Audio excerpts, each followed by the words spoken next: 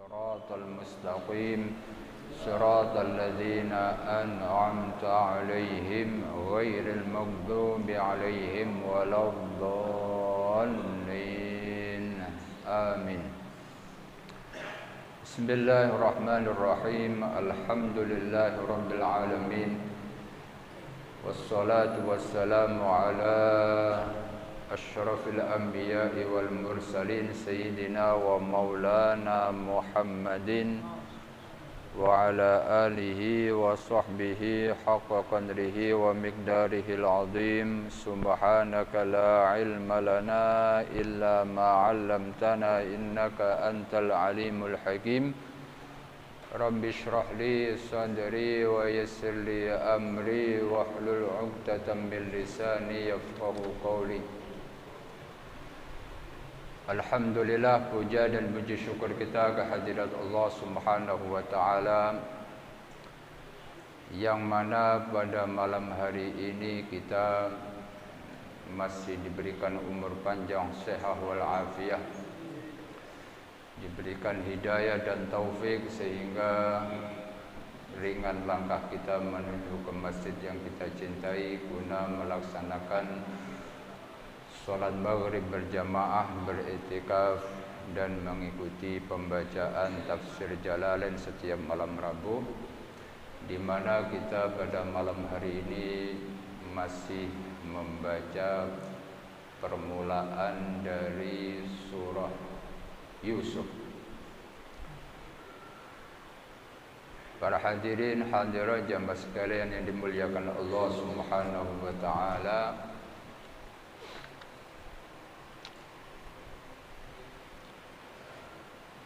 pada pertemuan yang lalu kita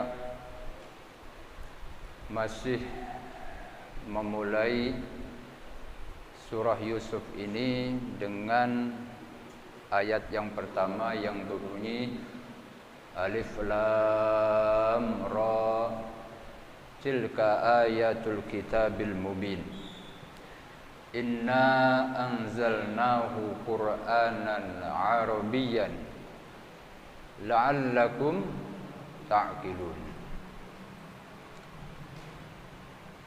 Nahnu naqussu 'alaika ahsanal qasasi. Kemarin kita sudah membahas sedikit tentang ayat ini. Nahnu naqussu 'alaika ahsanal qasasi. Sesungguhnya kami telah mengkisahkan kepadamu ahsanal qasasi, tentang cerita yang paling bagus dari sekian cerita yang ada di dalam Al-Quran. Bima auhayna ilaika hadzal Qur'an, dengan apa yang sudah kami wahyukan kepadamu wahai Muhammad tentang Al-Quran ini. Wa in kunta min qablihi laminal ghafilin, walaupun sebelumnya engkau tidak tahu, dengan wahyu yang Allah datangkan, yang Allah turunkan, sehingga engkau mengetahui tentang bagaimana cerita dan kisah Nabi Yusuf itu sendiri. Kenapa cerita Nabi Yusuf ini disebut sebagai ahsanal qasasi, sebagai cerita yang paling bagus di dalam Al-Quran? Kemarin kita sudah menyampaikan bahwasanya cerita yang paling lengkap dari biografi seorang Nabi dan Rasul itu, yang paling lengkap disampaikan oleh Allah di dalam Al-Quran adalah Nabi Yusuf itu sendiri. Mulai dari masa kecilnya, mulai dari masa remaja, pengembaraannya dan seterusnya, itu diceritakan secara runtut oleh Allah di dalam Al-Quran melalui satu surat dengan namanya dan juga dengan perjalanan hidupnya. Kalau yang lain, para nabi dan rasul itu disampaikan sepenggal-sepenggal kisah hidupnya di setiap surat yang berbeda. Nabi Nuh sendiri, Nabi Musa sendiri, penggalan-penggalan kisahnya berada di surat-surat yang tidak satu. Beda dengan Nabi Yusuf. Kemudian ada ulama lain yang menafsirkan kenapa cerita Nabi Yusuf ini disebut sebagai ahsanul qasasi. Karena cerita Nabi Yusuf ini mewakili kehidupan manusia tentang bagaimana beratnya orang punya musuh, yang mana musuhnya ini berangkat dari dalam rumahnya sendiri. Kalau orang dimusuhi sekampung, umpama kita ini dimusuhi sama orang sekampung dibanding dimusuhi sama orang yang satu rumah dengan kita, masih berat mana?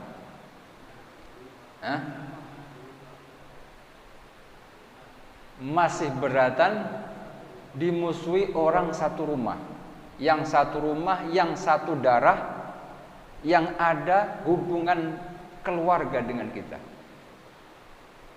Kalau orang lain kan masa bodoh, umpama tetangga memusuhi kita, kita bisa nyari tetangga lain. Tapi kalau saudara, apalagi saudara kandung memusuhi kita, akan kemana kita mencari saudara tersebut? Kalau nabi-nabi yang lain seperti Nabi Nuh dimusuhi kaumnya, sehingga dengan terang-terangan Nabi Nuh berdoa kepada Allah bahwasanya Nabi Nuh minta kepada Allah agar kaumnya itu dibinasakan oleh Allah. Nabi Musa juga seperti itu, dimusuhi kaumnya, mulai dari Fir'aun dan seterusnya. Nabi-nabi yang lain kebanyakan musuhnya itu dari kaumnya, dari orang luar. Beda dengan Nabi Yusuf. Nabi Yusuf ini bukan dimusuhi oleh kaumnya, tapi dimusuhi oleh saudaranya sendiri. Betapa beratnya hidup, di mana ketika berada di dalam satu rumah, satu atap, tapi orang yang ada di dalam rumah itu memusuhi kita. Itu nggak enak banget. Sehingga Nabi Yusuf ini bisa dijadikan sebagai suri tauladan bagaimana menyikapi keadaan manakala kita dimusuhi oleh saudara kita. Jadi ada contoh, ada yang bisa kita jadikan sebagai pelajaran. Umpama kita ini dimusuhi oleh saudara kita, sikap kita kayak apa? Sehingga Nabi Yusuf ini mencerminkan cerita Nabi Yusuf ini mencerminkan tentang sikap ketika orang dimusuhi oleh saudaranya. Dan Nabi Yusuf menampilkan sebagai seorang yang penuh kasih sayang. Walaupun sempat ada perencanaan pembunuhan, walau sempat akan dibunuh, dilenyapkan oleh saudara-saudaranya, dibuang ke sumur, kemudian dijual jadi budak, kemudian diangkat anak oleh penguasa, kemudian sampai masuk penjara, kemudian diangkat lagi menjadi penguasa. Ketika sudah dalam posisi yang begitu kuat, ternyata Nabi Yusuf mampu memaafkan saudara-saudaranya, saudara kandungnya. Ini menunjukkan bahwasanya pelajaran bahwa ketika kita dimusuhi oleh saudara kita, saudara kandung kita, maka sikap kita kalau bisa seperti Nabi Yusuf. Jangan justru memutus persaudaraan, tapi bagaimana agar kita bisa memberikan ruang maaf kepada mereka. Kalau teman masih bisa dicari, kalau tetangga masih bisa dicari, tapi kalau saudara nggak bisa dicari. Dan itu dicontohkan oleh Nabi Yusuf. Dimaafkan 11 saudaranya yang dulu pernah berencana membunuhnya, sampai terasing, sampai hidup terlunta-lunta, kemudian sampai menjadi penguasa. Walaupun Nabi Yusuf mampu membalas, jadi umpama mau membalas perlakuan 11 saudaranya dulu, sangat mampu. Tapi Nabi Yusuf memilih untuk memaafkan mereka. Nah, ini menjadi pelajaran bagi kita. Makanya disebut oleh Allah ahsanal qasas. Kisah hidup yang paling bagus yang ditampilkan oleh Allah di dalam Al-Quran. Kemudian ada lagi ulama yang menjelaskan ahsanal qasas ini, bahwa di dalam cerita perjalanan Nabi Yusuf ini menampilkan lingkungan yang akrab dengan kita, tentang suasana keluarga, tentang problem yang ada di dalam keluarga. Itu ada semua. Bagaimana di dalam sebuah keluarga itu tidak mungkin akan rukun semuanya. Pasti ada salah satu dari anak atau saudara kandung itu mempunyai sesuatu yang tidak enak dengan saudara yang lain. Kalau ditanya dari anggota keluarga, ayah, ibu, anak, mana yang paling tidak mempunyai sifat iri dengki di dalam keluarga tersebut? Kira-kira siapa? Ada anak, ada ayah, ada ibu, ada anak dalam satu rumah, satu keluarga. Ini yang paling tidak mempunyai sifat iri dengki kepada yang lain, kira-kira siapa? Orang tua. Orang tua itu tidak punya rasa iri dengki kepada anak. Tapi kalau anak dengan saudara-saudaranya, umpama anaknya 10, anaknya 8 dan seterusnya, di antara satu dengan yang lainnya ada pasti di situ kedengkian, iri dan seterusnya, kecemburuan itu pasti ada. Nah, ini digambarkan oleh Allah di dalam surah Yusuf. Kalau ditanya, umpama ada seorang ibu ditanya, dari sekian anakmu yang paling kamu cintai yang mana? Kalau umpama seorang ibu ditanya seperti itu, maka ibu itu pasti menjawab, anakku yang paling kecil sampai dia nanti sudah menjadi dewasa, itu yang paling saya cintai. Umpama punya anak, yang lain sudah pada gede, ada bontot, masih kecil. Kalau ditanya saat itu, siapa anak yang paling engkau cintai wahai ibu? Pasti ibu itu mengatakan, anakku yang paling kecil. Karena dia yang digendong terus, yang dirawat. Kalau anaknya yang gede sudah mandiri, maka anak yang paling kecil itulah yang dicintai. Lalu siapa lagi?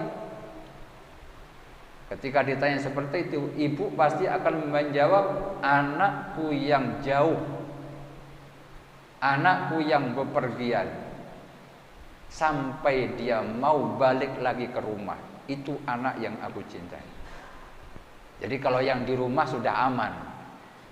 Yang hidup di rumah biasanya dianggapnya biasa-biasa saja. Karena dihitungnya atau dianggapnya oleh ibu itu anak sudah aman di rumah. Tapi kalau yang jauh ada rasa rindu, ada kecemasan, barangkali di sana ketimpa musibah dan seterusnya, maka yang jauh itulah yang kadang dirindukan oleh seorang ibu. Maka yang di rumah pun jangan cemburu, karena itu manusiawi. Karena kerinduan seorang ibu kepada anaknya itu merupakan sebuah fitrah seorang ibu. Kemudian ditanya lagi, anak yang mana lagi yang engkau cintai? Maka ibu itu pasti akan menjawab, anakku yang lagi sakit sampai dia sembuh. Ketika anaknya sakit, itu hati seorang ibu merasa seakan-akan cintanya itu dipertaruhkan kepada anaknya yang lagi sakit. Kalau yang sehat nggak masalah, tapi kalau yang sakit itulah yang sering ditangisi, yang sering memerlukan perhatian, sehingga anak yang paling dicintai adalah yang sakit sampai sembuh.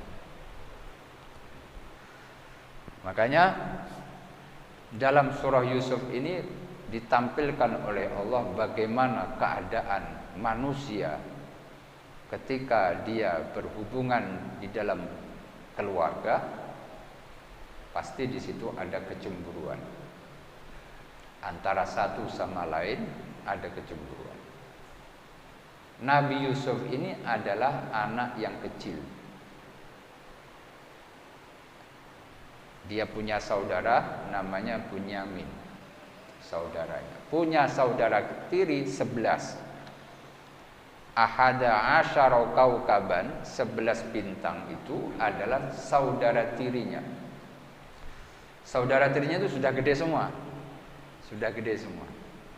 Nah, adapun Nabi Yusuf masih kecil. Sudah menjadi kewajaran kalau yang gede itu jagain adiknya itu sudah wajar. Yang gede bantuin orang tuanya itu wajar. Bantuin ke pasar, bantuin cari kayu bakar, pokoknya bantuin semua keperluan rumah tangga itu sebuah kewajaran. Tapi anak yang sudah gede itu menganggapnya dia sudah berjasa kepada orang tuanya. Dengan begitu dia beranggapan saya yang layak dicintai, karena saya yang melindungi keluarga, saya yang membantu keperluan keluarga dan seterusnya. Jadi kacamata dari kakak-kakaknya itu seperti itu. Yusuf kan masih kecil, belum bisa ngapa-ngapain. Kenapa kok sering dicintai sama orang tuanya ketimbang kita yang sering bantuin orang tua? Biasanya kan ada seperti itu.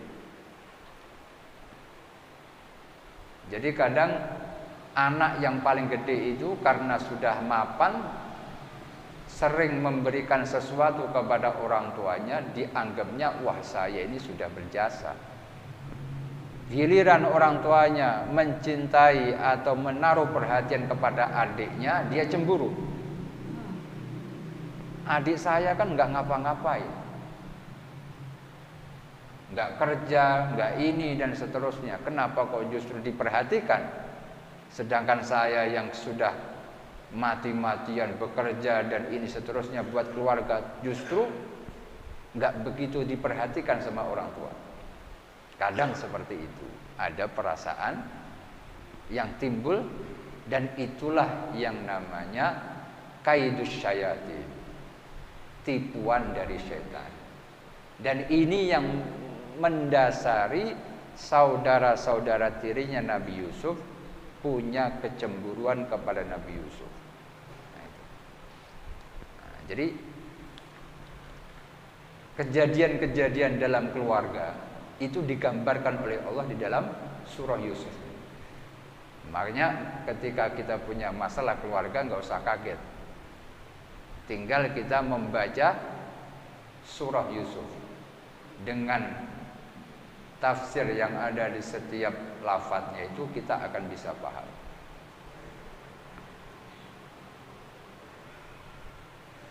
Idz qala Yusufu li abihi. Ketika Nabi Yusuf berkata kepada ayahnya, yaitu Nabi Yakub, "Ya abati, wahai ayahku, inni ra'aitu, sesungguhnya aku ini bermimpi melihat ahada asyara kaukaban, melihat 11 bintang, wasyamsa, dan melihat matahari, wal qamara, dan melihat rembulan, ra'aituhum, aku melihat semuanya itu dari mereka." Jadi mereka disebutnya ra'aituhum, walaupun yang disebutnya adalah benda mati, tapi Nabi Yusuf menyebutnya sebagai sesuatu yang bernyawa. 11 bintang, matahari, rembulan. Nabi Yusuf mengatakan bukan semuanya itu, bukan, tapi mereka yang 11 bintang dan mereka yang 11 bintang, matahari dan rembulan itu, ra'aituhum li sajidin, memberikan salam penghormatan kepadaku.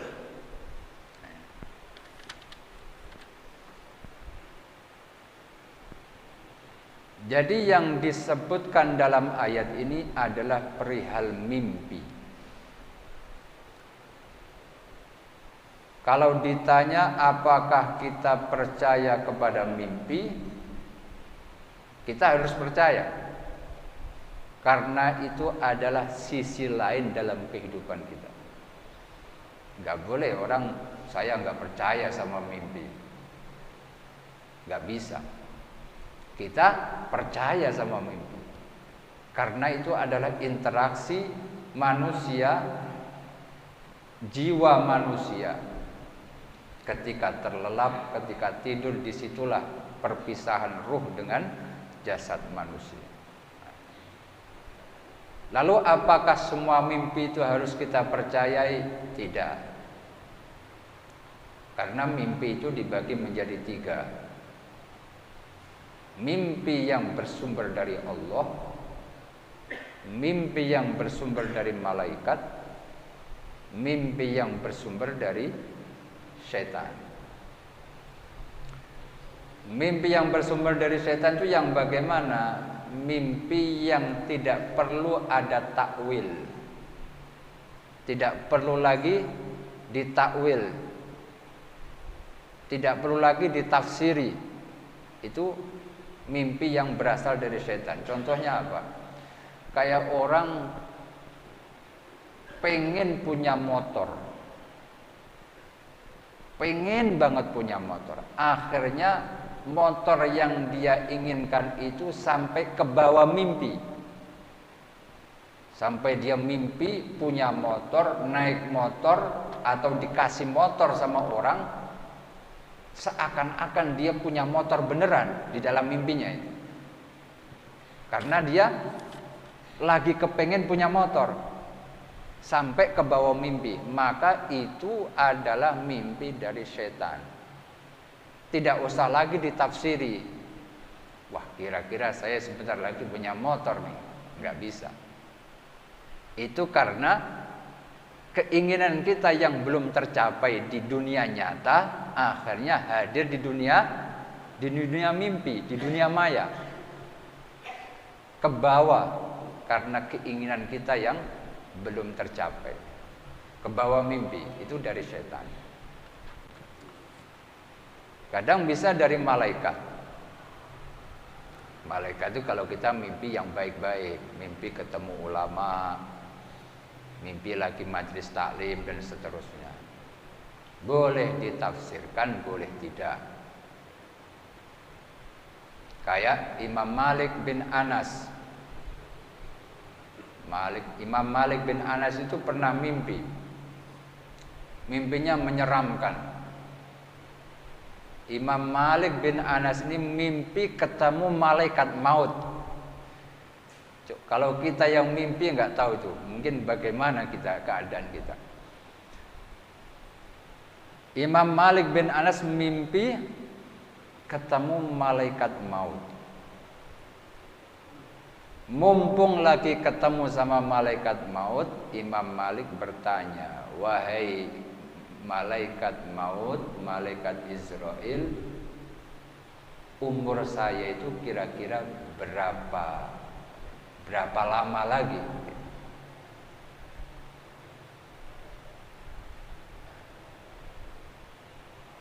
Malaikat Israel jawabnya nggak pakai suara, pakai isyarat, menunjukkan 5 jari,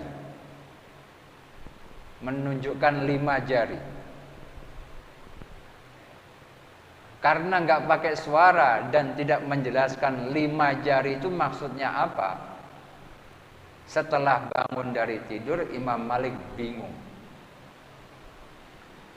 Ini maksudnya 5 jari itu apa 5 tahun, apa 5 bulan, kan bisa itu, namanya 5. Apa 5 hari, apa 5 jam, 5 menit, atau 5 detik. Bingung Imam Malik. Kebetulan sezaman saat itu dengan Imam Ibnu Sirin. Ini tokoh tafsir mimpi. Tokoh tafsir mimpi yang luar biasa, Imam Ibnu Sirin. Akhirnya Imam Malik datang kepada Ibnu Sirin, "Wahai Imam, wahai Ibnu Sirin, aku mimpi begini. Ketemu malaikat maut, aku nanya kepada malaikat maut, umur saya kira-kira berapa lama lagi?" Dijawabnya cuma ngasih isyarat 5 jari.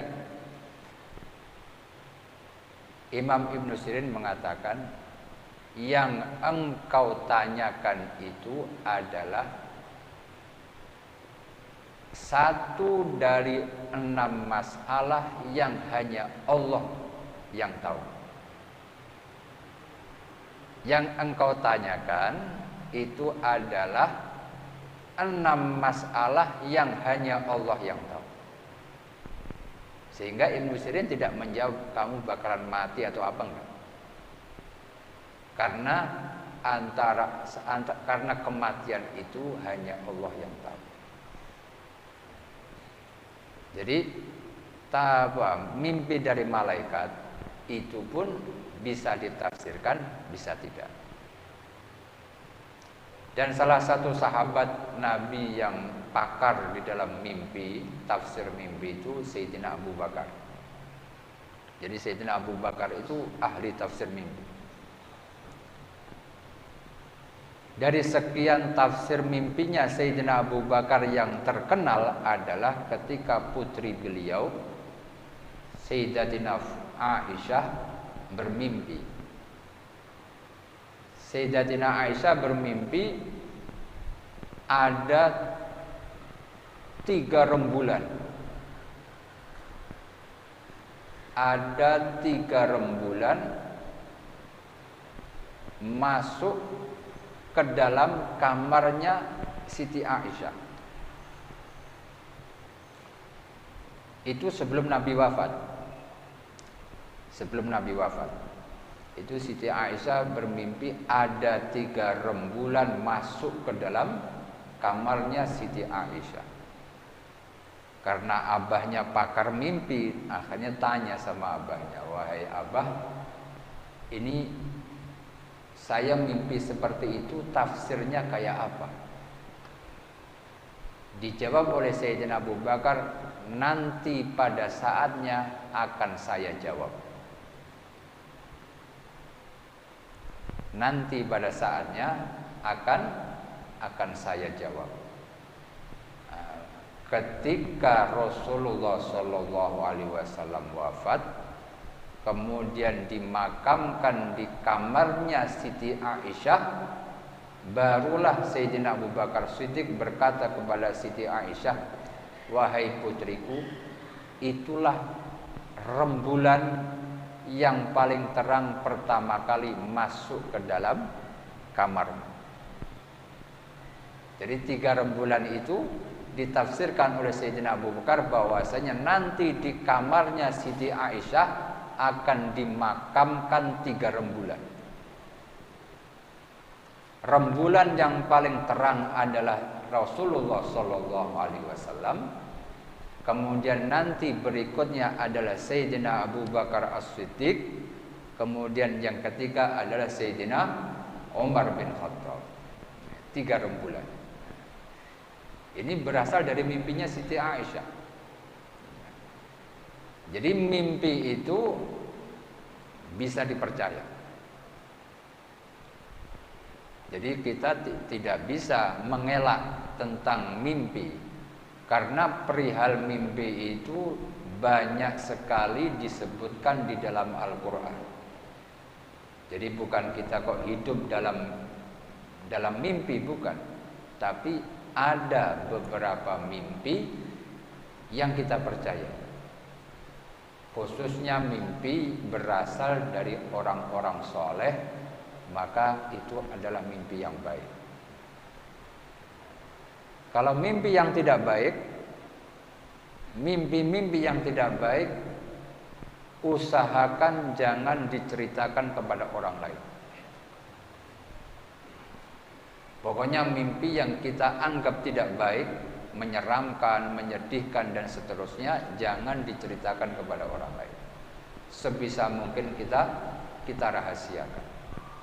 Tapi kalau yang enak-enak silahkan. Mimpi yang baik, ketemu sama ulama dan seterusnya diceritakan gak apa-apa, selama tidak muncul kesombongan di dalam diri kita.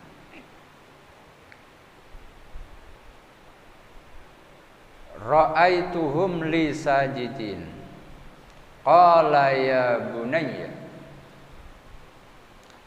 Mendengar anaknya bermimpi dengan mimpi yang begitu hebat, sebagai seorang ayah yang ingin terus menjaga anaknya biar tidak kenapa-napa, akhirnya Nabi Yakub berkata,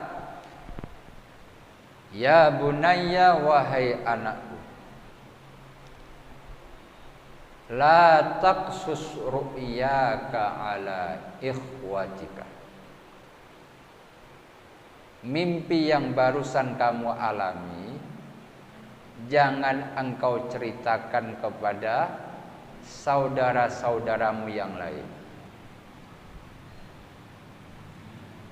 Karena kalau engkau ceritakan kepada saudara-saudaramu, fayakidu laka kaida, maka akan muncul keinginan dari saudara-saudaramu untuk membikin tipu muslihat kepadamu.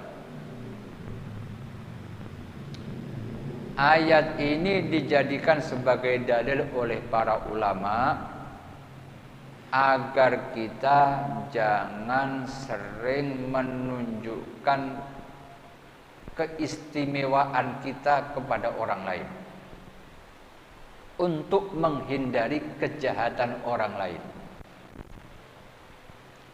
Jadi dari ayat ini kita diajarkan kalau kita punya keistimewaan, jangan semuanya ditampilkan, dipertontonkan kepada orang lain. Karena kita tidak tahu hati orang mana yang punya rasa dengki kepada kita, kemudian punya niat jahat kepada kita. Karena setan itu pinter. Sehingga Nabi Yakub sudah ngasih wanti-wanti, fayakidu laka kaida. Kalau kamu ceritakan kepada saudaramu, mereka nanti akan membuat tipu muslihat, tipu daya untuk mencelakakan kamu. Jadi kalau kita umpama dikasih anugerah oleh Allah kepintaran, jangan semua kepintaran kita obral. Karena kita nggak tahu, ada orang yang benci sama kita nggak tahu. Sehingga orang yang benci itu ada keinginan untuk mencelakakan kita. Kalau kita punya nikmat umpama rezeki, jangan dipertontonkan. Umpama dapat duit banyak, dapat rezeki yang melimpah, punya pekerjaan bagus dan seterusnya, penghasilan yang lumayan, jangan sering-sering dipertontonkan kepada orang lain.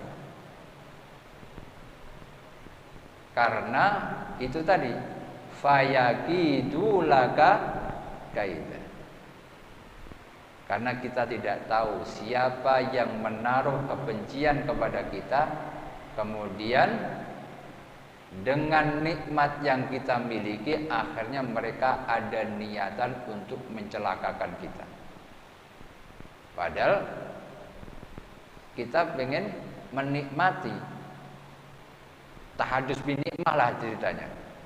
Jadi tahadus bin nikmah itu jangan semuanya diceritakan, untuk mengantisipasi kejahatan yang muncul dari manusia. Jadi umpama tahadus bin nikmah itu ya sedikit-sedikit saja. Umpama kita punya nikmat 10, kita tampilkan 1-2 saja. Yang 8 kita simpan. Biar kita aman dari kejahatan manusia. Lebih baik waspada daripada istilahnya itu, lebih baik waspada daripada kita mengalami hal yang tidak kita inginkan. Nah, jadi ayat ini juga mengajarkan kita fayakidu laka kaida. Kenikmatan, kesenangan, rezeki dan seterusnya jangan kita ceritakan kepada orang lain secara keseluruhan. Simpanlah sebagian nikmat itu untuk rahasia pribadi kita. Karena kalau kita ceritakan, ada orang yang iri kepada kita, kemudian orang itu ingin menjahati kita, maka yang rugi kita sendiri. Dan itulah yang dinasihatkan Nabi Yakub kepada Nabi Yusuf. Walaupun Nabi Yusuf ini adalah cikal bakal menjadi orang yang mulia, tapi dikasih nasihat sama Nabi Yakub, jangan engkau ceritakan perihal mimpimu ini kepada saudaramu, karena khawatir mereka akan membuat tipu muslihat untuk mencelakakan kamu. Jadi kita harus pandai-pandai dalam kehidupan bermasyarakat. Jangan semuanya kita ceritakan. Jadi kartu kita itu jangan semuanya diobral. Ada sebagian yang disimpan. Umpama kita bisa begini, bisa begitu, anggap saja atau bilang saja saya nggak bisa apa-apa. Itu lebih selamat ketimbang kita mengatakan oh saya bisa ini, saya bisa itu. Itu justru kayak orang menggali lubang kuburnya sendiri. Pada saatnya ada orang yang mendorong dia untuk masuk ke dalam lubang tersebut. Nah, kita harus hati-hati. Ya kita bermasyarakat, bertetangga, bersahabat, tapi kita tidak tahu hati orang yang mana yang punya kedengkian kepada kita. Ini saja yang barangkali kita sampaikan pada pertemuan kali ini. Silakan. Ya.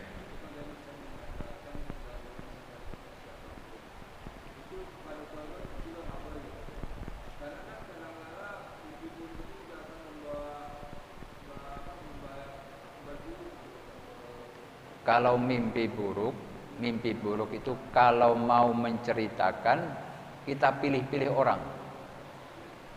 Kita pilih-pilih orang. Kira-kira ini orang bisa nggak ngasih solusi kepada saya? Kalau bisa, bolehlah cerita. Tapi kalau sekedar cerita begitu, khawatir menjadi kenyataan. Dikhawatirkan. Sudah? Hadani Allah wa iyyakum ajmain. Kita tutup dengan bacaan subhanakallahumma wa bihamdika asyhadu an la ilaha illa anta astaghfiruka wa atubu ilaik. Assalamualaikum warahmatullahi wabarakatuh.